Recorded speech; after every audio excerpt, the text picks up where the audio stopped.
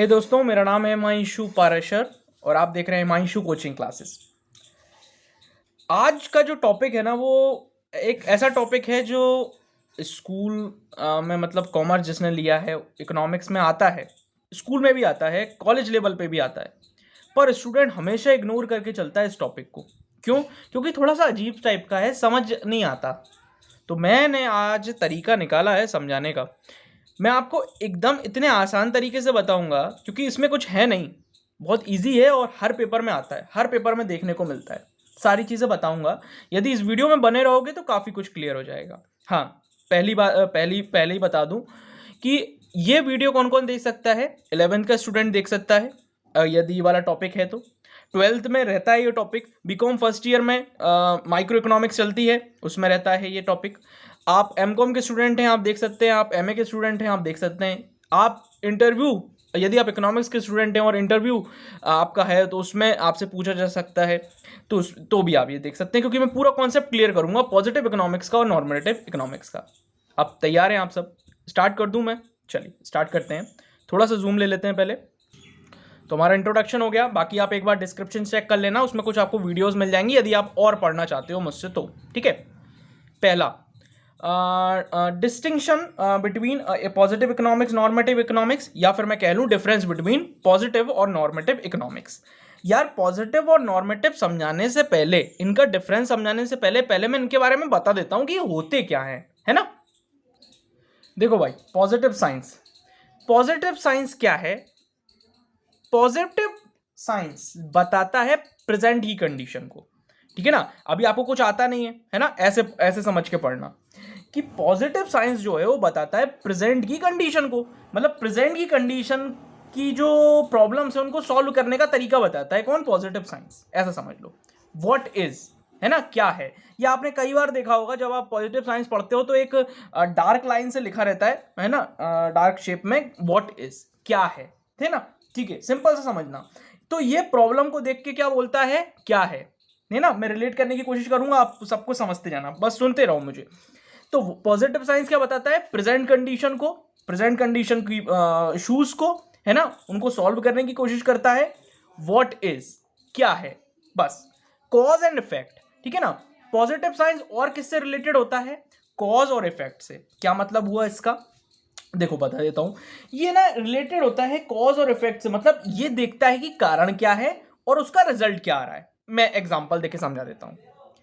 Sugar का price, ठीक है ना, शक्कर का प्राइस अभी 40 है, 40 रुपए किलो, पहले 36 था।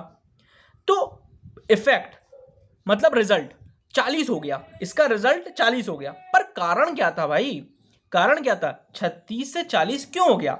36 से 40 हो गया, मतलब इफेक्ट है। पॉजिटिव साइंस में मतलब प्रेजेंट की बात चल रही है ना, प्रेजेंट कंडीशंस को देखता है ये। तो आज की बात चल रही है, शक्कर का प्राइस बढ़ना, शक्कर का प्राइस बढ़ गया, 36 से 40 हो गया, है ना। तो क्या कारण था इसका? इफेक्ट तो 40 हो गया, पर इसका कारण क्या था? ये पॉजिटिव साइंस में देखा जाता है, ठीक है ना। यदि मैं और थोड़ा सा बात करूं तो इसका जो रिलेशनशिप है, रिलेशनशिप छोड़ो, अभी बाद में उसको देखेंगे। नॉर्मेटिव साइंस देख लेते हैं, नॉर्मेटिव साइंस क्या होता है, ठीक है। अभी इतना समझ में आ गया ना। वीडियो थोड़ी सी बड़ी हो जाए तो परेशान मत होना यार, हमको तो कॉन्सेप्ट जानना है ना, तो हमको अपना अच्छा करना है, तो कोशिश पे ध्यान लगाना, ठीक है। मैं डिफरेंस भी समझाऊंगा पूरा, है ना। नॉर्मेटिव साइंस समझो। नॉर्मेटिव साइंस क्या होता है? ये गाइड करता है, ये गाइडर है, एक तरीके से गाइड करने वाला है। ये हमको क्या करता है? गाइड करता है। क्या करता है? गाइड करता है। ये बताता है भाई कि क्या अच्छा है और क्या बुरा है ना। नॉर्मेटिव साइंस क्या बताता है? क्या अच्छा है और क्या बुरा है, ये नॉर्मेटिव साइंस बताता है। और फिर बोलता है व्हाट ऑट टू बी, मतलब मैं आपको एक एग्जांपल के थ्रू समझाता हूं, ठीक है। अभी क्या है कि अभी प्रेजेंट में जो सरकार है, ठीक है ना, अब हम कभी टीवी देखते हैं तो क्या बोलते हैं? यार ये चीज सही नहीं है, मतलब ये चीज बुरी है, यार ये वाली चीज सही है ना, करते हैं ना। यार ये अच्छा है, ये बुरा है, यार ऐसा जो कर रहे हैं ना ये बुरा है, यार इस टाइप की जो चीज, जो स्कीम लाए ना, ये अच्छी स्कीम है ना। तो हम ये सब देखते हैं, गुड बैड निकालते हैं ना, कोई स्कीम का गुड बैड निकालते हैं, या कोई सरकार ने कोई डिसीजन लिया तो उसका गुड बैड निकालते हैं, बजट आता है तो गुड बैड बताते हैं, है ना। और फिर हम अपना पॉइंट ऑफ व्यू रखते हैं, what ought to be, what ought to be का मतलब होता है क्या होना चाहिए, है ना। तो हम एकदम से इकोनॉमिस्ट बन जाते हैं, है ना, बन जाते हैं ना, मोस्ट ऑफ द टाइम होता है यार ऐसा नहीं करना था यार, गवर्नमेंट को ऐसा करना था, है ना। तो ये नॉर्मेटिव साइंस में आता है ना। हम गाइड करने लगते हैं, क्या करते हैं हम, गाइड। तो जब भी गाइड की बात आएगी तो कहाँ आएगी वो, नॉर्मेटिव साइंस में। अभी आपको कुछ कुछ समझ में आ गया होगा कि यार, आपको इतना समझ में आया होगा, एक और मैं रिपीट कर देता हूँ कि पॉजिटिव साइंस जो है वो प्रेजेंट कंडीशन से रिलेटेड है, कॉज इफेक्ट होते हैं इसमें, उसके बारे में वो जांच पड़ताल करता है। नॉर्मेटिव साइंस में ऐसा होता है कि भैया कुछ कोई इशू है, कुछ चीज़ आई है, उसको हम अच्छा बोलते हैं, बुरा बोलते हैं, और फिर हम गाइड करते हैं कि क्या होना चाहिए, क्या होना चाहिए मतलब फ्यूचर में क्या होना चाहिए, या क्या होना चाहिए था, मतलब फ्यूचर की बात करते हैं नॉर्मेटिव साइंस में, है ना। इतना समझ में आ गया होगा। थोड़ा सा और आगे चलते हैं और थोड़ा डिटेल में जानने की कोशिश करते हैं। ये देखो, पॉजिटिव साइंस, वो सॉरी पॉजिटिव इकोनॉमिक्स, ठीक है। अब पॉजिटिव इकोनॉमिक्स जो है वो किससे रिलेटेड होती है, वो बेसिकली प्रेजेंट के इशू को टैकल करती है, पर पास्ट में भी जाती है। जा रहा था ना, मैं गया था पास्ट में, मैंने देखा था कि जो शुगर का प्राइस था वो पहले मतलब पास्ट में 36 था, आज 40 है, और कल क्या होगा ये भी देखता है कौन, पॉजिटिव इकोनॉमिक्स। पास्ट भी देखता है, प्रेजेंट भी देखता है, और फ्यूचर भी देखता है कौन, पॉजिटिव इकोनॉमिक्स, ठीक है। फॉर एग्जांपल आप पॉपुलेशन ले सकते हैं, मैंने शुगर का एग्जांपल लिया, पॉपुलेशन का एग्जांपल ले सकते हैं। 2011 में कितनी थी, 2000 आज 21 में कितनी है, और 2027 में क्या होगी, है ना। ये पॉजिटिव इकोनॉमिक्स में देखा जाता है, ठीक है। इसमें ट्रू और फॉल्स चीजें दोनों होती हैं। अभी बताया था ना, गुड और बैड वाली बात बताई थी, है ना, वो वैसे इसमें बताई थी, पर इसमें ट्रू फॉल्स वाली कंडीशंस होती हैं, वो मैं आपको समझाऊंगा। इसमें एक्चुअल आंसर होते हैं, ठीक है, वो हम जब डिफरेंस बिटवीन पढ़ेंगे तो समझ में आ जाएगा, ठीक है ना। अभी सिर्फ ये 2 पॉइंट को समझो, है ना, ये 2 पॉइंट समझ में आ गए होंगे। अब इस पॉइंट को देखो, इस नॉर्मेटिव इकोनॉमिक्स में इकोनॉमिक्स का व्यू पॉइंट होता है। हाँ, याद है जब बजट पेश हुआ तो हमने बोला यार ये चीज सही नहीं करी, यार ये चीज अच्छी करी, बोला ना, अच्छा बुरा निकाला ना हमने नॉर्मेटिव इकोनॉमिक्स में, मतलब हमने बताया ऐसा होना चाहिए था। तो इकोनॉमिस्ट का काम भी तो यही होता है ना। इकोनॉमिस्ट कई सारे होते हैं ना, तो सबके व्यू पॉइंट अलग अलग होते हैं, सबका सोचना समझना अलग होता है। कोई किसी नजरिए से देख रहा है पर्टिकुलर चीज को, कोई दूसरे नजरिए से देख रहा है। तो इकोनॉमिस्ट का व्यू पॉइंट अलग अलग होता है, तो वो सब अपने अपने तरीके से बताते हैं कि ये ऐसा होना चाहिए था, ये स्कीम जो आई है ये गलत है, इसको ऐसा होना चाहिए था, या फिर ये स्कीम ऐसी आई है, इसको और अच्छा होना चाहिए था, है ना। तो ये इकोनॉमिस्ट का व्यू पॉइंट होता है कायम है नॉर्मेटिव इकोनॉमिक्स में, ठीक है। नॉर्मेटिव इकोनॉमिक्स जो है वो फ्यूचर से रिलेटेड होती है। फ्यूचर से रिलेटेड क्यों होती है, क्योंकि बनी बनाई बात है यार, हम इसमें लिख रहे हैं क्या होना चाहिए। अभी जो आपने पेश किया वो तो गलत और सही है, हमने बता दिया। तो नॉर्मेटिव इकोनॉमिक्स क्या बताती है, फ्यूचर से रिलेटेड, ठीक है, बस इतना समझ लो। हाँ, एक बात मैंने जो प्राइवेट जो लिख रखा है, अब जैसे मान के चलिए मैंने एक तरीके से बोला अभी की सिचुएशन को देखते हुए कि सब चीज़ें प्राइवेट हो रही हैं, तो ये अच्छा है या बुरा है। तो अब मैं अपना एक पॉइंट ऑफ व्यू दे दूं क्या होना चाहिए, है ना, कि प्राइवेट ही होना चाहिए, क्या सब कुछ सरकारी होना चाहिए। तो ये मेरा पॉइंट ऑफ व्यू हो जाएगा, ये मेरा व्यू पॉइंट हो जाएगा, ठीक है ना। तो ये नॉर्मेटिव इकोनॉमिक्स में आता है, बस इतना समझ में आ गया होगा। अब हम डिफरेंस बिटवीन पर चलते हैं, ठीक है। देखो भाई, डिफरेंस बिटवीन पे आ गए, अब डिफरेंस बिटवीन समझते हैं मीनिंग। सबसे पहले, it is concern with what is और how the economic problem can be solve. अब पॉजिटिव इकोनॉमिक्स में मीनिंग जो पॉजिटिव इकोनॉमिक्स का है वो मैं आपको पहले ही समझा चुका हूं, है ना। वो क्या है कि व्हाट इज क्या है, पहले ये क्या देखता है क्या है। जब भी प्रॉब्लम आती है ना तो पॉजिटिव इकोनॉमिक्स क्या पूछता है, क्या है भाई, क्या है ना, व्हाट इज। और how the economic problems can be solve, और कैसे प्रॉब्लम सॉल्व की जा सकती है, इस पे काम करता है कौन, पॉजिटिव इकोनॉमिक्स। क्लियर। अब नॉर्मेटिव इकोनॉमिक्स के मीनिंग पे चलते हैं। पॉजिटिव इकोनॉमिक्स समझ में आ गया होगा। पहले ये पूछता है कि व्हाट इज, क्या प्रॉब्लम है, मतलब क्या है, प्रॉब्लम क्या है, और how the economic problem can be solve. ये कहां से सीखते हैं हम, पॉजिटिव इकोनॉमिक्स से सीखते हैं। अब नॉर्मेटिव इकोनॉमिक्स देखते हैं। तो नॉर्मेटिव इकोनॉमिक्स हमको बोलता है it is concern with what ought to be और how the economic problem should be solved, है ना। यहां पर कैन भी यूज हो रहा था, यहां पे शुड भी यूज हो रहा है। दोनों का मतलब समझाऊंगा, बहुत ध्यान सुनना। It is concern with what ought to be. Normative economics बताता है, क्योंकि इसमें इकोनॉमिस्ट होते हैं, सब अपने व्यू पॉइंट रखते हैं, तो वो बताते हैं कि क्या होना चाहिए, क्या होना चाहिए। यार तुम एक इशू लेके आए कि अरे ऐसी ऐसी प्रॉब्लम है, तो हम बोलेंगे भैया इसमें तो ऐसा होना चाहिए, ठीक है। It is concern with what ought to be, ऐसा होना चाहिए, है ना। और how the economic problem should be solve, और इस तरीके से प्रॉब्लम सॉल्व होनी चाहिए। देखो जब शुड का यूज होता है ना, तो वो यूज होता है होना चाहिए, इस टाइप से होना चाहिए। कैन बी का यूज जब होता है तो वो क्या होता है, इस तरीके से प्रॉब्लम सॉल्व हो सकती है ना। How the economic problem solve, मतलब कैसे economic problem can be solve होनी चाहिए, है ना। क्लियर हो रही है ना ये वाली बात, दोनों बातें क्लियर हो रही है। एक बार फिर से क्लियर कर देता हूं थोड़ा सा, अगर यदि कंफ्यूजन क्रिएट हो रहा है तो। पॉजिटिव इकोनॉमिक्स का यदि हम मीनिंग पे बात करें तो वो ये सिंपल सा है कि ये बताता है कि क्या है प्रॉब्लम, मतलब मेन इशू क्या है ना, और कैसे प्रॉब्लम को सॉल्व कर सकते हैं। How the economic problem can be solve, ये पॉजिटिव इकोनॉमिक्स बता रहा है। नॉर्मेटिव इकोनॉमिक्स हमको ये बता रहा है कि it is concern with what ought to be, कैसे क्या होना चाहिए, और how the economic should be solve, कैसे किया जाना चाहिए प्रॉब्लम को सॉल्व। क्लियर है बात यहां तक बात क्लियर होगी, कोई दिक्कत नहीं होगी, ठीक है ना। चलिए अब मैं सेकंड पॉइंट की बात करूं तो वो होता है, सेकंड पॉइंट है वेरिफिकेशन। क्या है, वेरिफिकेशन, ठीक है। We can verify it with actual data. देखिए पॉजिटिव इकोनॉमिक्स में एक्चुअल डाटा होता है, इसमें फैक्ट्स पे बात होती है ना। तो हम क्या करते हैं, हम इसमें वेरीफाई कर सकते हैं और करते हैं इट विथ एक्चुअल डाटा। जो एक्चुअल डाटा होता है उसको वेरीफाई करते हैं, सिंपल सा पॉइंट है।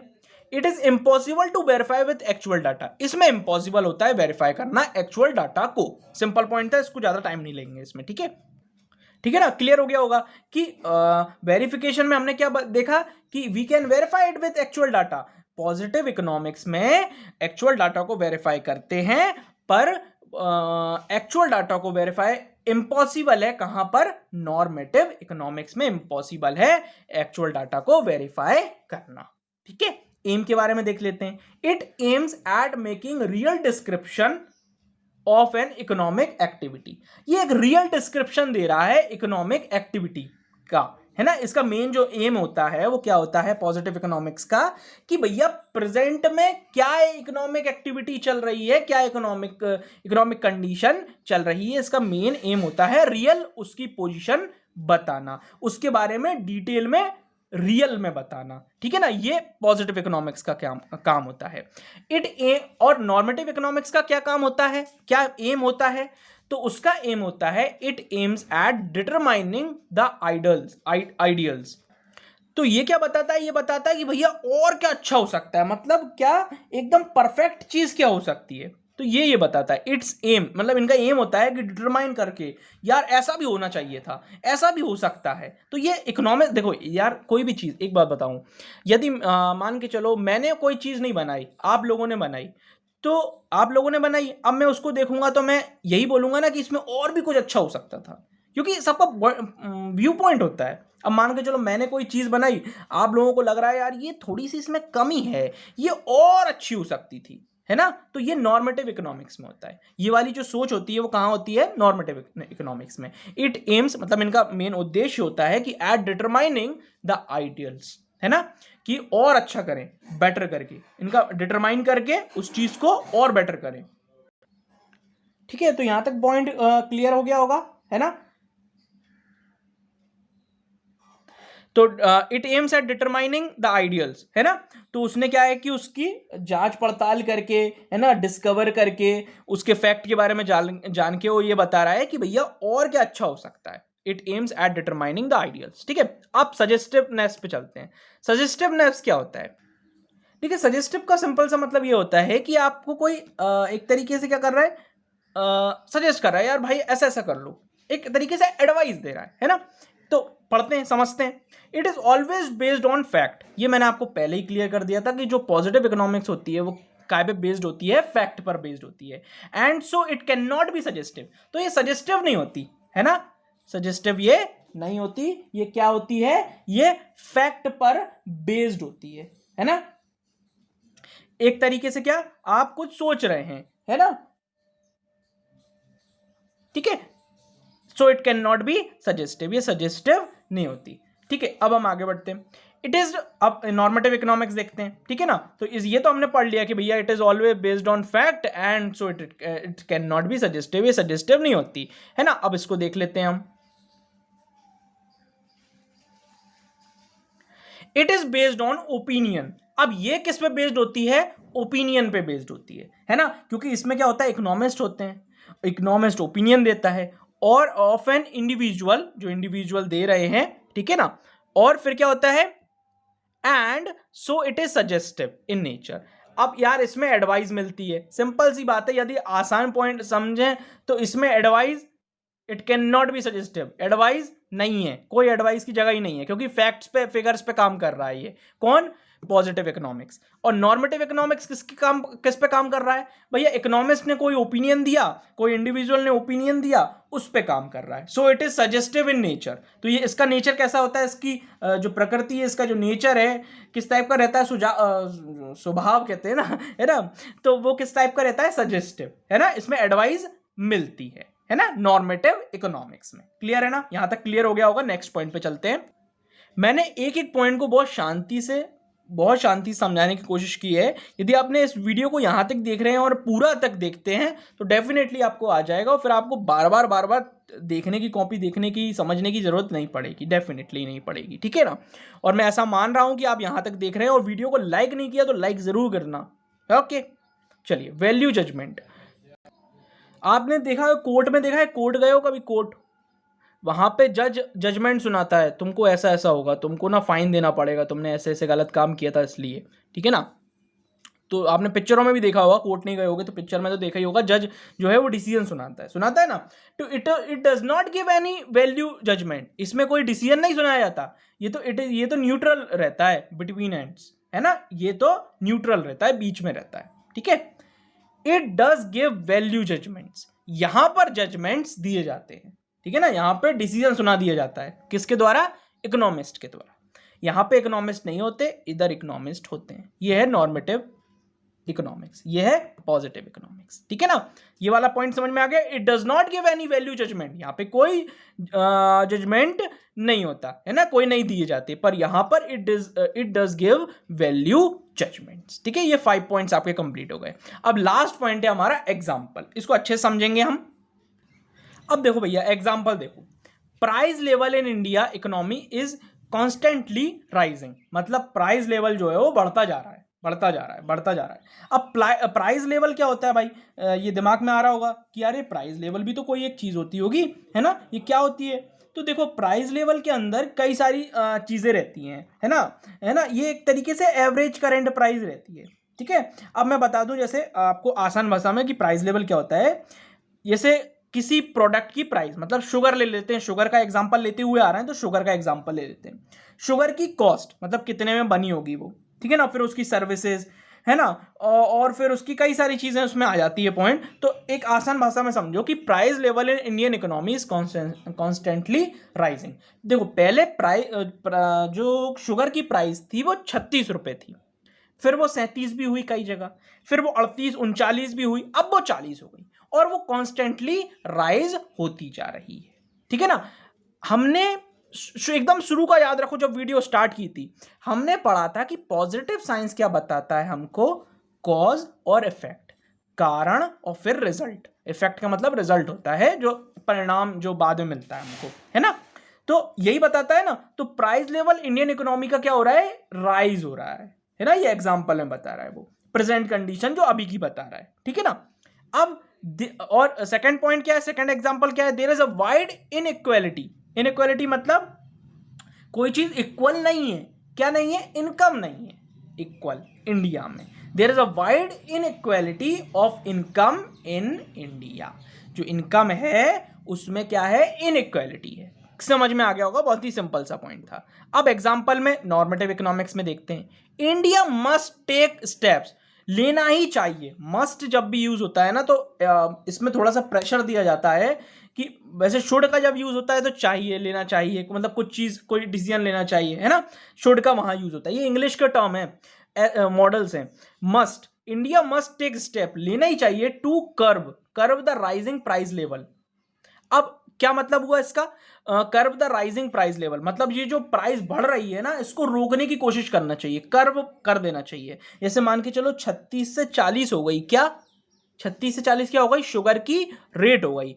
तो अब नॉर्मेटिव इकोनॉमिक्स बोलता है भाई इसको कर्व कर दो, इसको रोक दो, नहीं तो ये बहुत ऊपर पहुंच जाएगी, है ना। तो ये कौन बताता है, नॉर्मेटिव इकोनॉमिक्स। तो नॉर्मेटिव इकोनॉमिक्स में क्या इकोनॉमिस्ट बैठे रहते हैं ना, इस वजह से वो क्या बता रहे हैं, India must take steps to curb the price rising price level, जो प्राइस लेवल बढ़ता जा रहा है बढ़ता जा रहा है बढ़ता जा रहा है, इसको कर्व कर दो, इसको रोक दो, है ना। Inequality of income must be reduce. तो जो इनइक्वालिटी आई हुई है ना, सेकंड जो एग्जांपल ये देते हैं नॉर्मेटिव इकोनॉमिक्स में, वो ये देते हैं कि जो इनइक्वालिटी आई है ना, जो इक्वल नहीं रही चीजें, इक्वल नहीं है चीजें जो इनकम में, वो रिड्यूस हो जानी चाहिए, मतलब इनइक्वालिटी खत्म हो जानी चाहिए, काय में, इनकम में हो जानी चाहिए, चाहिए ही, है ना, ये मस्ट लिखा है ना। तो inequality of income must be reduced, inequality जो है वो इनकम में जो अनइक्वल है वो खत्म हो जाना चाहिए इनकम में, ठीक है ना। तो ये क्या था, ये था पूरा डिफरेंस बिटवीन पॉजिटिव और नॉर्मेटिव इकोनॉमिक्स। आई होप कि आपको वीडियो अच्छा लगा हो, आई होप कि आपको समझ में आया हो। यदि वीडियो अच्छा लगा हो, आपको समझ आया हो, तो इस वीडियो को शेयर करें, वीडियो को लाइक करें। और तो और मैंने 2 टेलीग्राम चैनल आपको डिस्क्रिप्शन में लिंक दिए हुए हैं, वो आप ज्वाइन कर सकते हैं। एक टेलीग्राम चैनल कॉमर्स के स्टूडेंट के लिए इंपॉर्टेंट है, और एक टेलीग्राम चैनल जो है वो, उसमें मैं गवर्नमेंट एग्जाम के जो नोटिफिकेशंस होते हैं उनको मैं वहां पर डालता हूं। तो आपकी ज़रूरत के अनुसार आप ज्वाइन कर सकते हैं, ठीक है। थैंक यू सो मच इस वीडियो को देखने के लिए।